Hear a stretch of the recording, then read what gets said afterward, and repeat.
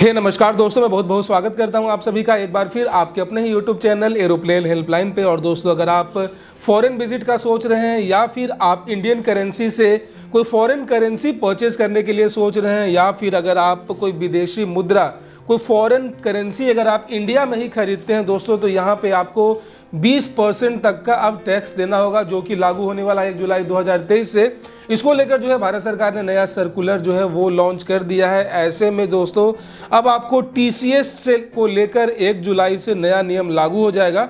और साथ ही साथ दोस्तों, अगर आप कोई फॉरेन पैकेज लेते हैं, अगर आप कोई टूर पैकेज लेते हैं विदेश यात्रा का, आउट ऑफ इंडिया का, जिसके लिए आपको पासपोर्ट की ज़रूरत होती है, तो जाहिर सी बात है आप वहाँ जो भी खर्चे करेंगे वहाँ के लोकल करेंसी में ही करेंगे। इसके लिए आपको वहाँ का जो लोकल करेंसी है वो परचेज करना होगा। ऐसे में अब हर परचेजिंग पे अब भारत सरकार आपसे टैक्स वसूलने जा रही है। कहा यह जा रहा है दोस्तों, नए नियम के मुताबिक 1 जुलाई से आप अपने डेबिट कार्ड या फिर क्रेडिट कार्ड से विदेश यात्रा के दौरान अगर 7 लाख रुपए तक का खर्च करते हैं, ठीक है, तो इसके ऊपर कोई भी TCS नहीं लगेगा। लेकिन अगर इससे ज़्यादा खर्च अगर आप करते हैं तो आपको 20% का TCS देना होगा।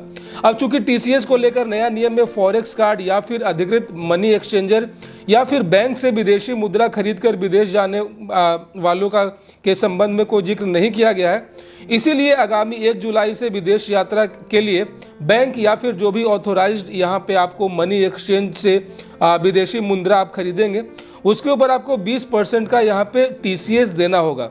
जबकि अभी रुपए देकर विदेशी मुद्रा लेने पर बहुत ही एक मामूली जो है इनडायरेक्ट टैक्स यहाँ पे लगता है। दोस्तों बेसिकली होता क्या है कि अगर अभी फॉर एग्जांपल अगर आपको इंडिया से दुबई जाना है, तो आप यहाँ एयरपोर्ट पे ही अपना जो करेंसी है इंडियन रुपीज़ से आप जो दुबई का करेंसी है दिरहम, उसमें कन्वर्ट कर लेते हैं, और जो भी एक मामूली सा सरचार्ज होता है वो पे करना होता है। इसके अलावा कोई भी आप टैक्स यहाँ पे नहीं दे रहे थे अभी, लेकिन अब जो है यहाँ पे आपको 20% जो टोटल वैल्यू होगा उसका आपको 20% जो है यहाँ पे सरकार टैक्स लेने वाला है।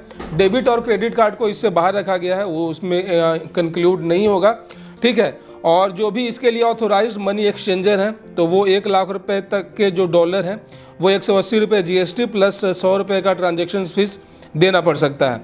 तो इस तरीके से दोस्तों आने वाले समय में आपका जो विदेश यात्रा है फॉरेन करेंसी का जो भी कह सकते हैं परचेजिंग होगा वो थोड़ा सा महंगा होने वाला है।